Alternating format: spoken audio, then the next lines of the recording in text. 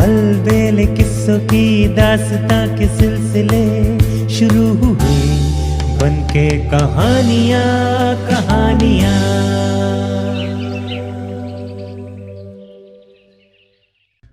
आइए सुनते हैं आज की कहानी, जैसी करनी वैसी भरनी। एक बर्फीले गांव में एक बूढ़ा आदमी रहता था। इस संसार में उसका अपना कोई नहीं था। वो स्वभाव से बहुत चिड़चिड़ा था और बात बात पर गुस्सा हो जाया करता था। उसी गुस्से में वो सभी को ऊल जलूल बातें कह दिया करता था। इसी कारण सब गांव वाले उससे नफरत करते थे। वो इतना चिड़चिड़ा था कि यदि छोटे छोटे बच्चों का हंसना खिलखिलाना भी उसे सहन नहीं होता था।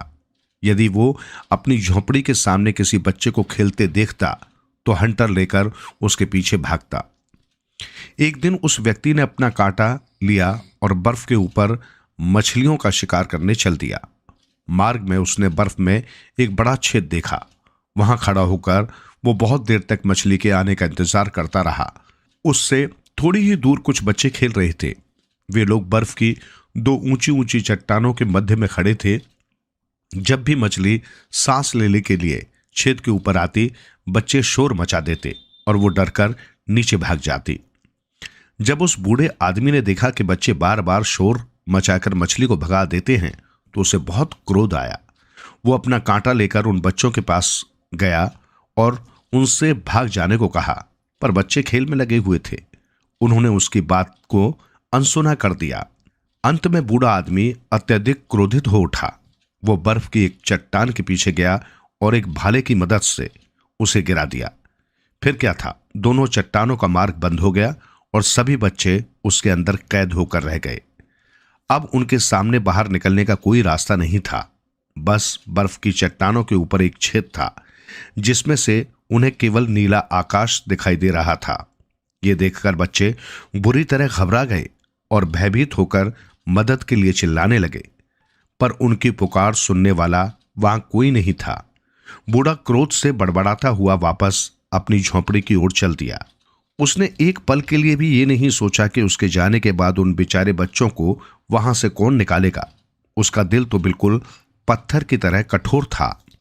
जब चीखते चिल्लाते काफी वक्त हो गया तो उन बच्चों में से एक ने कहा, हमारे पास न खाना है न पानी, लगता है हम यहां भूखे प्यासे ही मर जाएंगे। देखो, इस चट्टान के ऊपर एक सुराख दिखाई दे रहा है। उनमें से सबसे होशियार बालक ने कहा, तुम चिंता मत करो, हिम्मत हारने से कुछ नहीं होगा। मैं उस सुराख तक चढ़कर उसमें से बाहर निकलने का प्रयास करता हूं। बाहर जाकर मैं लोगों को मदद के लिए बुला लाऊंगा। ये कहकर उस लड़के ने चट्टान की भीतरी दीवार पर चढ़ना शुरू किया, पर वो इतनी चिकनी थी कि उसका पांव बार बार फिसल जाता था। अंत में प्रयास करते करते वो थक कर चूर हो गया, लेकिन सुराख तक नहीं पहुंच सका। उसके हाथ पांव से खून बहने लगा था। आखिर में निराश होकर वो चट्टान के कोने में बैठ गया। उसे इस प्रकार असफल हुआ देखकर बच्चे और अधिक निराश और भयभीत हो गए। जब शाम हो गई और बच्चे खेलकर घर नहीं लौटे तो उनके माता पिताओं को चिंता हुई।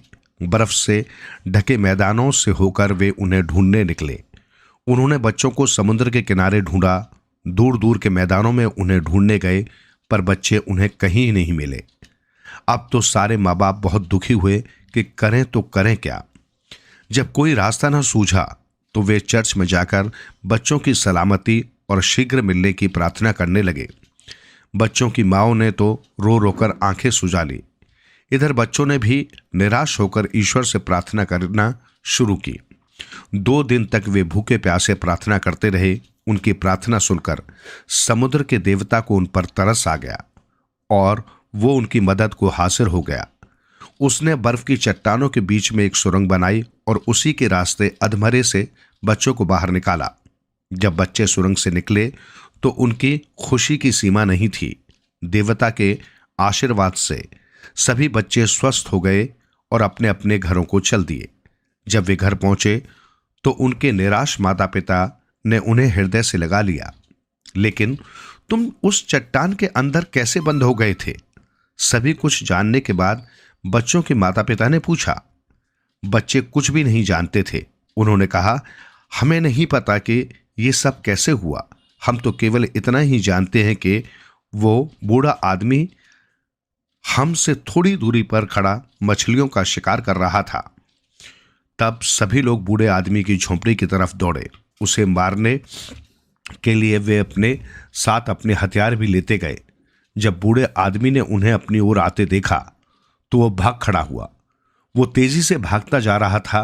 रास्ते की झाड़ियों में फंसकर उसके कपड़े फट फट कर पीछे गिरते जा रहे थे। वो लोगों से बहुत दूर निकल गया। अब उन्हें उसके पकड़े जाने की कोई उम्मीद नहीं रही। वो बूढ़ा अवश्य था, लेकिन काफी फुर्तीला और चालबाज था। तभी अचानक समुद्र का देवता उन लोगों की मदद को आ गया और उसने दौड़कर बूढ़े आदमी को पकड़ लिया तथा कहा, तुम बहुत दुष्ट आदमी हो। तुमने बच्चों के साथ बहुत बुरा व्यवहार किया है। मैं तुम्हें इसका दंड दूंगा। तुम्हारा दंड यही है कि तुम हमेशा स्थिर खड़े रहो और सबकी बातें ध्यान से सुनो। तुम इतने दुष्ट और निर्दयी हो कि तुमने बच्चों की बातों को भी धैर्य रखकर सहन नहीं किया। अब तुम्हें सबकी बातें सहन करनी पड़ेंगी। यही तुम्हारा दंड है। देवता के ये कहते ही बूढ़े आदमी का शरीर चमकना शुरू हो गया। धीरे धीरे वो सितारा बन रहा था। कुछ ही पल बाद वो वहां से उड़कर आकाश में चला गया। वो बूढ़ा आदमी आज भी सितारा बनकर आकाश में चमक रहा है और अपने किए का दंड भुगत रहा है। आइए सुनते हैं आज की कहानी, पवित्र आत्मा। बहुत अरसा पुरानी बात है। अमेरिका में एक पहाड़ी पर एक अज्ञात मूर्तिकार आया। उसने पहाड़ की चट्टानों को तराश कर उनमें एक बहुत सुंदर चेहरा बना दिया। वर्षा के दिनों में तूफानी बादल उस चेहरे पर मंडराने लगते, फिर खूब घमासान वर्षा होती। गर्मियों में तेज चिलचिलाती हुई धूप उसे झुलसा डालने पर उतारू हो जाती और सर्दियों में सफेद बर्फ उसे पूरी तरह ढक लेती, मानो उसका वजूद ही मिटा देना चाहती हो। सर्द हवाएं आती और चली जाती, पर उस चेहरे की सौम्यता कभी लुप्त न होती। वो हमेशा उसी तरह मुस्कुराता रहता। मूर्तिकार ने उस चेहरे को बनाया और मृत्यु की गोद में सो गया। इस बात को सैकड़ों वर्ष बीत गए। जब उस मूर्तिकार ने वो चेहरा बनाया था, तब वो क्षेत्र एक बिहार जंगल था। परंतु धीरे धीरे उस चट्टान के चारों तरफ एक छोटा सा गांव बस गया। गांव का जो भी व्यक्ति चेहरे की तरफ देखता, उसे लगता जैसे वो चेहरा मित्रता और प्रेम की भावना लिए उसकी ओर देखकर मुस्कुरा रहा है।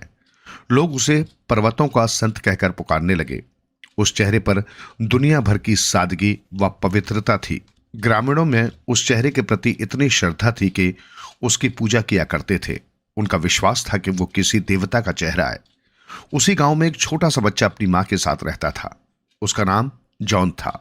वो अपने छोटे से मकान की खिड़की से नित्य ही उस विशाल चेहरे को देखा करता था। उसकी इच्छा थी कि वो चेहरा कभी भी उसकी आंखों से गायब न हो और वो हमेशा उस पवित्र चेहरे को निहारता रहे। उस नन्हे बालक के मन में भी उस चेहरे के प्रति बेहद श्रद्धा थी। जब भी कभी वो अपने मकान में अकेला होता तो खिड़की में जा बैठता और उस चेहरे से बातें करने का प्रयास करता, पर चेहरा उसकी किसी बात का जवाब न देता। वो तो बस चुपचाप मुस्कुराता हुआ उसकी तरफ देखता रहता। जॉन अपनी मां से भी अक्सर इस चेहरे के विषय में बातें किया करता है। वो जानना चाहता था कि चेहरा किसका है, उसे किसने बनाया, वो चेहरा हमेशा मुस्कुराता ही क्यों रहता है, वो कुछ बोलता क्यों नहीं। तब उसकी मां उसे बताती, बेटा, एक दिन हमारे गांव में एक बहुत महान आदमी आएगा। वो बड़ा ही दयालु होगा और हम सबकी रक्षा का भार अपने कंधों पर ले लेगा। ईश्वर ने इस चट्टान में उसकी शक्ल इसलिए बनाई है ताकि जब वो हमारे गांव में आए तो हम उसे पहचान जाएं और उसका स्वागत करें। कब आएगा वो पवित्र आदमी? नन्हा बालक भोलेपन से पूछता। ये तो ईश्वर ही जानता है बेटे, किंतु वो आएगा जरूर। गांव के अन्य लोगों को भी इस बात का पक्का विश्वास था। अपनी मां से जॉन ने ये सब सुना तो वो बहुत प्रसन्न हुआ। उस महान आदमी को लेकर अपने मन में वो न जाने क्या क्या कल्पनाएं गढ़ने लगा। दिल ही दिल में ईश्वर से इस बात की प्रार्थना करने लगा कि वो महान आदमी जितना जल्द हो उनके गांव में आ जाए ताकि वे उसके दर्शन करके धन्य हो सके। नन्हा जॉन उससे और भी अनेकों बातें करना चाहता था। अनेकों सवाल उसने अपने मन में सोच रखे थे जिनके जवाब वो उस महान व्यक्ति से जानना चाहता था। एक दिन उसने सुना कि उनके गांव में एक बहुत बड़ा आदमी आ रहा है। जब वो छोटा था तो इसी गांव में रहता था, पर अब वो बहुत धनवान होकर लौट रहा है। शायद वो महान आदमी यही हो। यही सोचकर जॉन उत्सुकता से उसकी राह देखने लगा। जब वो अपने पूरे ऐश्वर्य और शान के साथ सोने के रथ पर बैठकर गांव में आया तो बहुत से लोगों ने कहा, इसकी शक्ल तो चट्टान पर बने उस चेहरे से बिल्कुल मिलती है। हाँ हाँ, यही वो आदमी है जिसकी हमें सालों से प्रतीक्षा थी। यही है वो पवित्र आत्मा। पर जब जॉन और उसकी मां ने उस व्यक्ति को देखा तो उन्हें समझते देर नहीं लगी कि ये आदमी नहीं हो सकता। इसके चेहरे से स्वार्थ और दुष्टता टपकती दिखाई पड़ती थी। गरीबों के लिए उसके हृदय में दया थी ही नहीं। वो उन लोगों की भी परवाह नहीं करता था जो हर वक्त उसकी सेवा किया करते थे। अन्य व्यक्ति उसकी नजर में महज कीड़े मकोड़े थे। वो अन्य सभी लोगों से घृणा करता था। शीघ्र ही वो वहां के लोगों की नजरों में गिर गया और वो उन्हें भार महसूस होने लगा।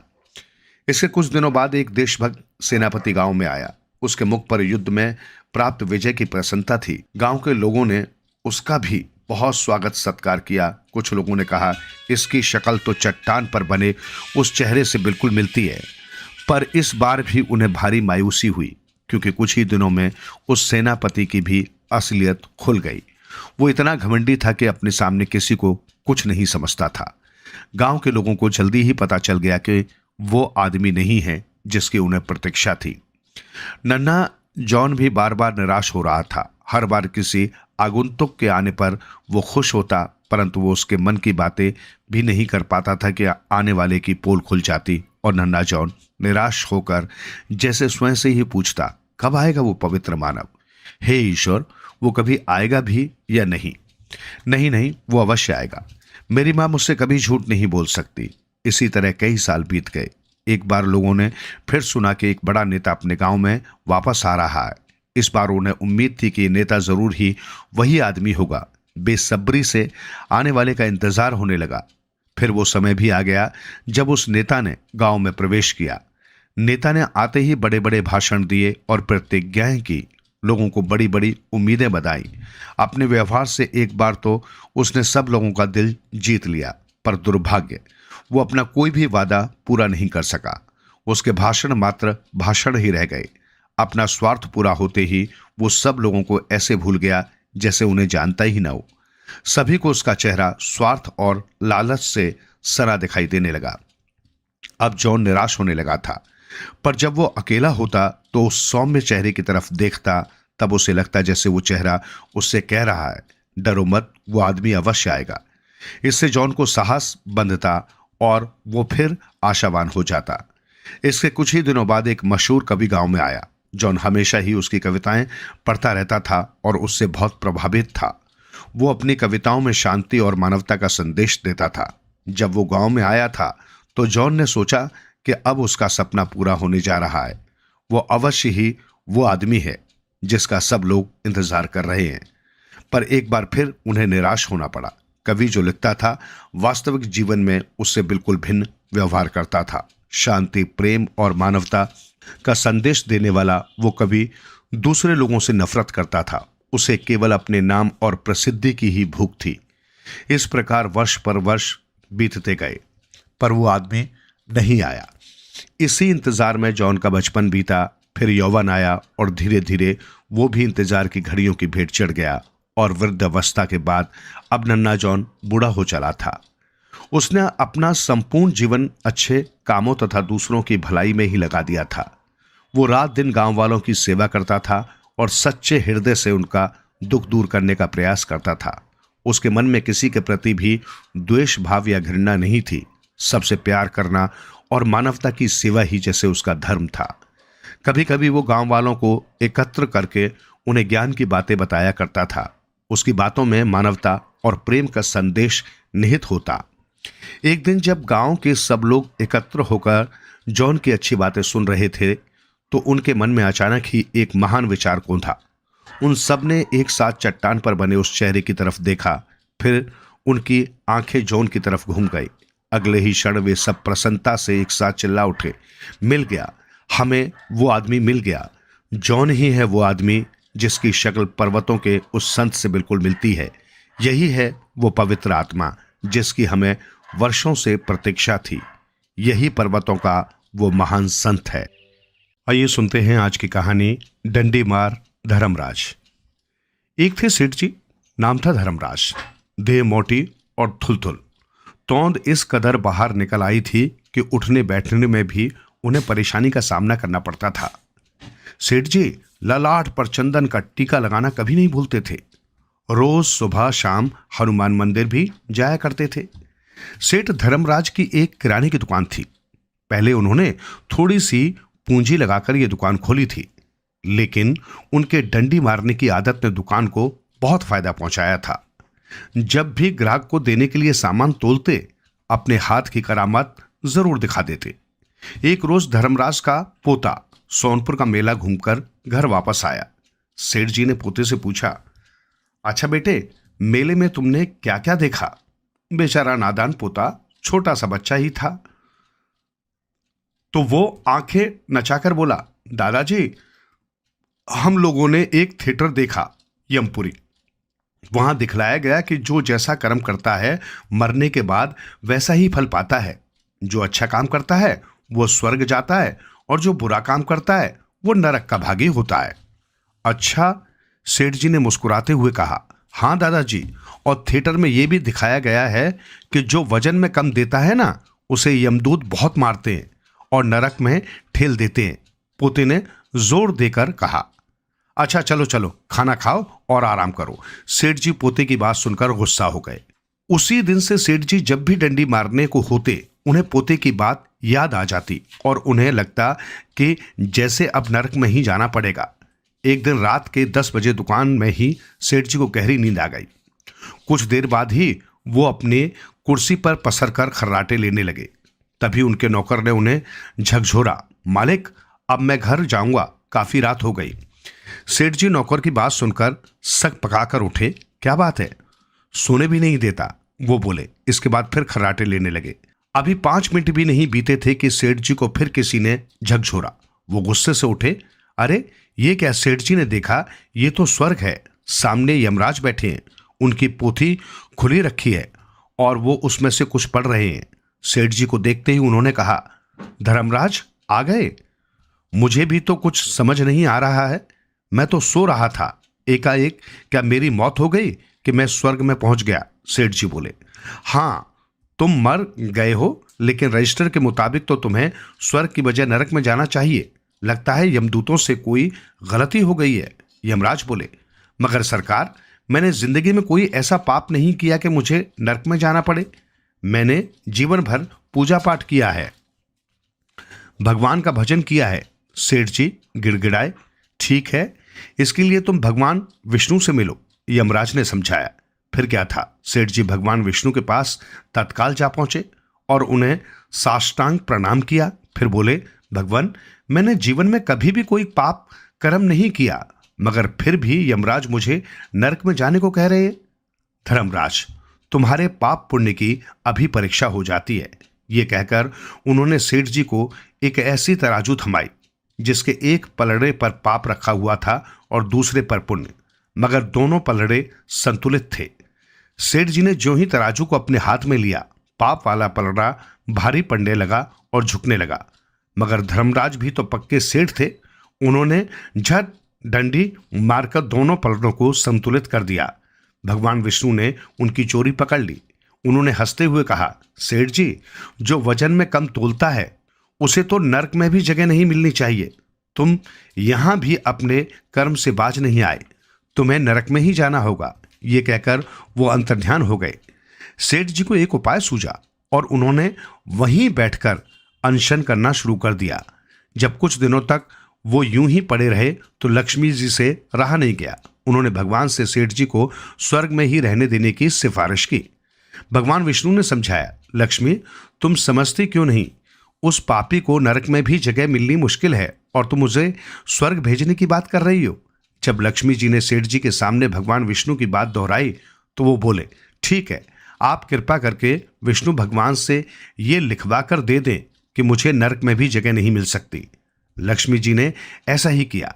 सेठ जी को एक पर्ची मिली जिस पर लिखा था कि सेठ धर्मराज के लिए नरक में भी जगह नहीं है। सेठ जी ने वाक्य से भी शब्द हटा दिया और पर्ची लेकर जाने के लिए पलटे के उनका पैर फिसल गया। एकाएक उनकी आंखें खुली तो देखते क्या हैं कि वो एक कुर्सी से धड़ाम से नीचे गिर गए हैं। तो ये सपना था, सेठ जी ने सोचा। चलो अच्छा है, सपने में उन्होंने भगवान को भी परास्त कर दिया और आखिरकार नरक की वजह स्वर्ग में दाखिल होने का रास्ता भी साफ कर लिया। तभी उनकी निगाह दुकान पर पड़ी। तिजोरी खुली पड़ी थी और सारे रुपए गायब थे। आटे की बोरियां और देसी घी के सारे कनस्तर भी गायब थे। सेठ जी छाती पीटने लगे और जोर जोर से रोने लगे। उनकी आवाज सुनकर काफी लोग इकट्ठा हो गए। कोई उनके दुख में दुख प्रकट कर रहा था और कोई कह रहा था, डंडी मारकर कमाया रुपया ऐसे ही जाता है। तो ऐसे डंडी मार धर्मराज को सबक मिल गया। इसके बाद किसी ने सेठ जी को कम तोलते या डंडी मारते नहीं देखा। आइए सुनते हैं आज की कहानी, चलती नहीं चालाकी। चंदू कुमार अपने आप को बहुत चालाक और बुद्धिमान समझता था। वो सोचता, मुझ जैसा चालाक और बुद्धिमान को मेहनत करने की क्या जरूरत है। मैं तो बस थोड़ा सा भी अपनी बुद्धि का प्रयोग करके ही काफी पैसा कमा सकता हूं। एक दिन उसने एक तरकीब सोची और घर से निकल पड़ा। वो सीधा गधों के व्यापारी खींचूमल के घर पहुंचा और बोला, ताऊ राम राम, कुछ साल पहले आपने मेरे बापू से गधे का एक बच्चा लिया था और बदले में आपने मेरे बापू को 20 रुपए दिए थे। खींचूमल ने याद करने की कोशिश की, फिर कहा, लिया होगा गधे का बच्चा और बदले में 20 रुपए दिए होंगे। मैं तो गधों का व्यापारी हूं। मेरा तो काम ही है गधे के बच्चे खरीद कर उन्हें पाल पोस कर बड़ा करके बेच देना। तुम्हारे बापू से भी लिया होगा। लिया तो ये लो अपने 20 रुपए वापस और हमारा वो गधा का बच्चा मुझे वापस कर दो। हैं? ऐसे कैसे दे दूंगा? अब तो वो बच्चा बड़ा हो गया होगा। अब इस जवान गधे की कीमत 200 रुपए से कम नहीं है। मैंने वो गधे का बच्चा खरीदा था। बच्चे खरीद कर उन्हें खिला पिलाकर बड़ा किया है। अब आज की कीमत पर बेचूंगा। गधों का व्यापारी हूं मैं कुछ नहीं जानता। मैं तो अपना गधा लेकर ही जाऊंगा। झगड़ा बढ़ता गया। आसपास के गांव के लोग इकट्ठे होने लगे। चंदू ने सबके सामने खींचूमल से फिर पूछा, आपने मेरे बापू से गधे का बच्चा लिया और बदले में 20 रुपए दिए थे ना? हाँ, तो फिर हमारा वो गधा वापस करो। मेरे बापू ने मरते वक्त मुझसे कहा था कि मैं खींचूमल के पास 20 रुपए के बदले अपना गधा गिरवी रखाया हूं। उस 20 रुपए देकर वापस ले आओ हमारा गधा। खींचूमल ने बहुत नानुकुर की, कई तर्क दिए, पर चंदू अपनी बात पर अड़ा रहा। लोगों ने भी खींचूमल को कहा कि अगर तूने 20 रुपए के बदले गधा गिरवी रखा था तो वापस देना चाहिए। आखिर खींचूमल को 20 रुपए लेकर बदले में 200 रुपए कीमत का जवान गधा देना ही पड़ा। चंदू गधा लेकर चल दिया और रास्ते में किसी और को वो गधा 200 रुपए में बेचकर घर की ओर चल दिया। घर आकर वो अपनी घरवाली पर रौब जमाने लगा। देखा कैसे गधा बनाया उस खींचूमल को। देखी मेरी चालाकी। हाँ, अब तो मानती हो ना मेरी चालाकी और तेज बुद्धि को। लेकिन तुमने ये ठीक नहीं किया। ठीक नहीं किया। मुझ जैसे बुद्धिमान कि कैसी बेवकूफ बीवी पल्ले पड़ गई। उधर खींचूमल ताव खाकर रह गया। मुझे गधा बनाने चला है, मैंने भी उसे गधा न बनाया तो मैं भी गधों का व्यापारी नहीं। कुछ दिन बाद चंदू कहीं जा रहा था कि उसने देखा गांव से बाहर सड़क के किनारे गधों का व्यापारी खींचूमल एक गधे के गले लगकर रो रहा है। ये देखकर चंदू बहुत हैरान हुआ। न चाहते हुए भी उसने व्यापारी से पूछा, क्या हुआ ताऊ, खैर तो है ना? आप इस तरह इस गधे के गले लगकर क्यों रो रहे हो? रो न तो क्या करूं? बात ही ऐसी है कि मैं बता भी नहीं सकता कि इस गधे की वजह से मेरे पूरे 10,000 रुपए का नुकसान हो गया है। वो कैसे? अब बता ही दीजिए। मैं तो आपका अपना आदमी हूं। हाँ, तुझसे क्या छुपाना, तू तो अपना ही आदमी है। बात यह है कि मेरी पत्नी के सोने का एक हार था जिसकी कीमत 10,000 रुपए होगी। तुम्हें तो पता है हमारे घर में लोगों का आना जाना लगा रहता है। वो हार कोई चुरा न ले, इसलिए मेरी पत्नी ने हार एक बड़े से कद्दू के फल में छुपाकर रखा हुआ था ताकि किसी को शक ही न हो। कद्दू में भी कोई हार छुपाकर रखता है, लेकिन मेरी मूर्ख पत्नी ने रखा हुआ था और मैं उससे भी बड़ा मूर्ख निकला। पता है मैंने क्या किया? मैंने वो कद्दू इस गधे को खिला दिया। ये गधा मजे से कद्दू समय सोने का वो हार भी खा गया। मुझे तो बाद में पता चला कि उस कद्दू में मेरी पत्नी ने हार छुपाया हुआ था। वरना मैं खिलाता ही क्यों। अब मेरी पत्नी जिद कर रही है कि इस गधे को मारकर इसके पेट से मेरा प्रिय हार निकालो, लेकिन हाय रे, मैं गधे को कैसे मार डालूं? मेरा तो ये सबसे प्रिय गधा है। ये तो मुझे अपने बच्चों से भी ज्यादा प्रिय है। अगर इसे किसी ने चुरा लिया तो इसके 7-10 हजार रुपए का वो हार भी चोरी हो जाएगा। हाय रे, मैं क्या करूं? चंदू ने तपाक से कहा, इस गधे को बेच डालो। वाह, क्या सही सलाह दी तुमने, कितने बुद्धिमान हो तुम। वाह। चंदू अपनी तारीफ सुनकर और भी खुश हो गया। लेकिन 200 रुपए गधे की कीमत और 10,000 रुपए हार की, ये हुए 10,200 रुपए। इतनी कीमत देगा कौन? पर चलो, कुछ भी नहीं से कुछ ही सही, कोई 4-5 हजार भी दे दे तो मैं बेच डालूंगा। अगर तुम उसे मुझे बेचना चाहो तो मैं इसे 2,000 रुपए में खरीदने को तैयार हूं। ठीक है, 2,000 नगद ले आओ और गधा ले जाओ। पर देख लो, मैं गधा बेच रहा हूं, हार की बात राज ही रहनी चाहिए। मंजूर है। चंदू वापस घर जाकर पैसे ले आया और गधा खरीद कर घर की ओर चल दिया। खुशी से फूला नहीं समा पा रहा था कि वाह, 10,200 का माल 2,000 में मिल गया। गधे को मारकर इसके पेट से सोने का हार निकाल लूंगा। घर पहुंचने के थोड़ी देर बाद उसे गधे को वो मारने ही वाला था कि एक आदमी ने आकर उससे कहा, चंदू जी, आप इस गधे को मत मारना, वरना 200 रुपए के इस गधे से भी हाथ धो बैठोगे। क्या मतलब? मतलब ये कि हमारे मालिक ने इस गधे को जो कद्दू खिलाया था वो दूसरा था, और जिस कद्दू में हार छुपाकर रखा गया था वो दूसरा था। मालिक 2,000 रुपए में तुम्हें गधा बेचकर गए तो देखा कि वो सोने का हार वाला कद्दू तो घर में ही पड़ा है। उनका 200 रुपए का गधा 2,000 में बिक गया और आपको नुकसान हो गया। अब उन्होंने ही मुझे ये बताने भेजा है ताकि खामखा तुम इस बेजुबान जानवर को मार ही न डालो। चंदू खूब चीखा चिल्लाया। खींचूमल के घर लड़ने जा पहुंचा। लोग भी इकट्ठे हो गए, लेकिन लोगों ने खींचूमल का ही पक्ष लिया। तुमने 2,000 में गधा खरीदा था ना, सोने का हार तो नहीं खरीदा था, फिर झगड़ा कैसा? चुपचाप अपने घर जाओ। झक मारकर चंदू लौटने लगा तो खींचूमल बोले, मुझे गधा बनाने चला था। मेहनत की वजह चालाकी और हेरा फेरी से काम लेने वालों का हमेशा यही हाल होता है। आइए सुनते हैं आज की कहानी, जुबान का कच्चा। राजा संभल सिंह के राज्य में वर्षों पश्चात खुशियां मनाई जा रही थी। खुशियां मनाए जाने का कारण यह था कि बहुत मन्नत मुरादों के पश्चात राजा के यहाँ एक पुत्र का जन्म हुआ था। वैसे तो राजकुमार बड़ा सुंदर तथा तेजस्वी था, मगर उसका पेट जन्म से ही औसत से कुछ बड़ा था। अतः राजा ने अपने पुत्र का नाम उदयराज रखा। उदयराज जैसे जैसे बड़ा होने लगा, उसके खाने की मात्रा बढ़ने लगी। वैसे तो कोई भी राजकुमार को खाना खाने को नहीं टोकता था, क्योंकि वो राजकुमार जो ठहरा, मगर खुद राजकुमार को ऐसा लगता था कि उसके अधिक खाना खाने का लोग उसकी पीठ पीछे मजाक उड़ाते होंगे। अतः वो चोरी चोरी खाना खाता।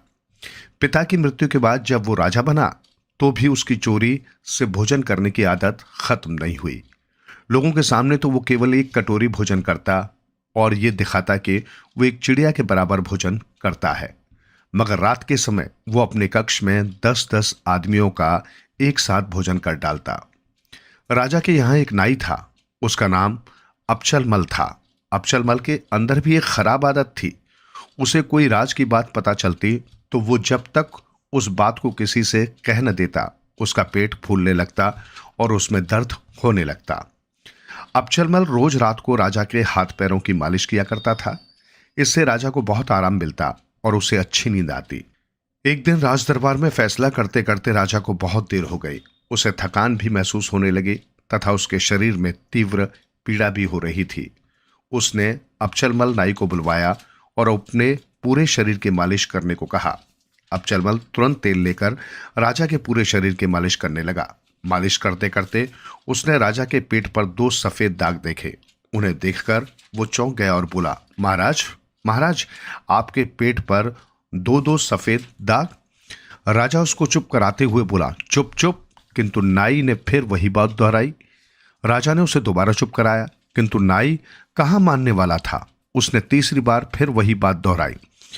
उस बार राजा को गुस्सा आ गया। वो बोला, देख नाई, अगर तूने इस सफेद दाग के बारे में किसी को बताया तो मैं तेरा सिर धड़ से अलग करवा दूंगा। निकल जा यहां से। नाई भयभीत हुआ, घर पहुंचा और चुपचाप खाना खाकर लेट गया। मगर एक राज की बात पता चलने के पश्चात वो भला सामान्य कहां से रह सकता था। उसका पेट फूल गया और दर्द होने लगा। वो आधी रात को पेट पकड़कर घर से बाहर निकला और जंगल की तरफ दौड़ पड़ा। जंगल में पहुंचकर उसने इधर उधर देखा। चांदनी रात थी, अतः उसे सब दिखाई दे रहा था। जंगल में उसे बिल्कुल सन्नाटा दिखाई दिया, न कोई आदमी, न पशु, न पक्षी। अबचलमल नाई बड़ा खुश हुआ। यही वो जगह थी जहां वो राज की बात कहकर अपना पेट हल्का कर सकता था। उसे सुनने वाला कोई व्यक्ति भी वहां नहीं था। अबचलमल एक बड़े वृक्ष की तरफ मुंह करके खड़ा हुआ और बोला, राजा के पेट में 2 सफेद दाग हैं। उसके इतना कहते ही उसका पेट दर्द कुछ कम हुआ और पेट भी कुछ अंदर गया। वो फिर बोला, राजा के पेट में 2 सफेद दाग हैं। अब उसकी पीड़ा पूरी तरह खत्म हो गई और उसका पेट अंदर चला गया। वो खुशी खुशी घर लौट आया और चैन से सो गया। कुछ दिनों बाद उधर राज ने अपने यहाँ एक सभा आयोजित की। नगर के सभी सम्मानित व्यक्ति इस सभा में बुलाए गए। इन व्यक्तियों के साथ साथ देश विदेश के बड़े बड़े संगीतकों को भी बुलाया गया। सभी कलाकार अपने अपने वाद्य यंत्रों के साथ सभा में हाजिर हुए। किसी के पास सारंगी थी तो किसी के पास ढोलक, किसी के पास तबला था तथा किसी के पास हारमोनियम। सभी अपना स्थान ग्रहण किए हुए राजा के आने का इंतजार कर रहे थे। कुछ देर पश्चात राजा सभा में उपस्थित हुआ तथा कलाकारों को संगीत सभा प्रारंभ करने का आदेश दिया। संगीतकों ने अपने अपने वाद्य यंत्र बजाने आरंभ किए। हारमोनियम में से आवाज आई, राजा के पेट पर 2 सफेद दाग हैं। जब ढोलक वाले ने अपनी ढोलक बजाई तो उसमें से भी यही आवाज आई, राजा के पेट में 2 सफेद दाग हैं। ये आवाज सुनकर सभा में कुछ देर के लिए सन्नाटा छा गया। क्रोध के मारे राजा का पारा 7वें आसमान पर चढ़ गया। उसने सैनिकों को आदेश दिया, सैनिकों जाओ, जल्दी जाकर अबचलमल नाई को बुलाकर हमारे सामने हाजिर करो। राजा का आदेश सुनकर सैनिक दौड़े दौड़े गए और अबचलमल नाई को पकड़कर राजा के सामने उपस्थित किया। अबचलमल नाई राजा का क्रोध देखकर थर थर कांपने लगा। राजा ने सैनिकों को हुक्म दिया कि इस नाई का सिर धड़ से अलग कर दिया जाए। अबचलमल नाई राजा के पैर पकड़कर बोला, हुजूर मुझे माफ कर दीजिए। जब मैंने आपके पेट पर 2 सफेद दाग देखे तो मेरा पेट फूल गया और उसमें तीव्र दर्द होने लगा। अतः मैं जंगल की ओर अपनी पीड़ा समाप्त करने के लिए भागा। वहां उस जंगल में कौन कौन था? राजा ने पूछा। जंगल में पेड़ों के अलावा कोई और नहीं था महाराज। वहां एक बड़ा पेड़ था, मैंने उसी से जाकर अपनी बात कही थी। नाई कांपता हुआ सच सच बता गया। अच्छा ये बताओ, जो बात तुमने कहा उस पेड़ ने सुना था? राजा ने पूछा। तभी वाद्य यंत्र बजाने वाले राजा के सामने आए और बोले, महाराज हम उस जंगल में वाद्य यंत्र बनाने के लिए लकड़ी लेने गए थे। हो सकता है उस पेड़ की लकड़ियों से ही ये वाद्य यंत्र बने हों। राजा अबचलमल को छोड़ते हुए संगीतकों से बोला, तब तो तुम्हें इसकी सजा मिलनी चाहिए। तभी अचानक सभा में एक सन्यासी आया और राजा को टोकते हुए बोला, हे राजन, आप इन लोगों को सजा देने से क्या होगा? तुम्हारे दागों के बारे में तो सभी लोगों को पता चल चुका है। राजा साधु की बात सुनकर गंभीरता से बोला, हे साधु महाराज, आपको ये सब बातें कैसे पता चली? साधु मुस्कुराते हुए बोले, महाराज हम त्रिकालदर्शी हैं, भूत वर्तमान तथा भविष्य सब जानते हैं। भगवान की कठोर तपस्या के फलस्वरूप हमें यह वरदान मिला है। साधु अपनी बात आगे बढ़ाते हुए बोला, हे प्रजापालक राजा, क्या तुम्हें मालूम है कि ये दाग तुम्हारे क्यों हुए हैं?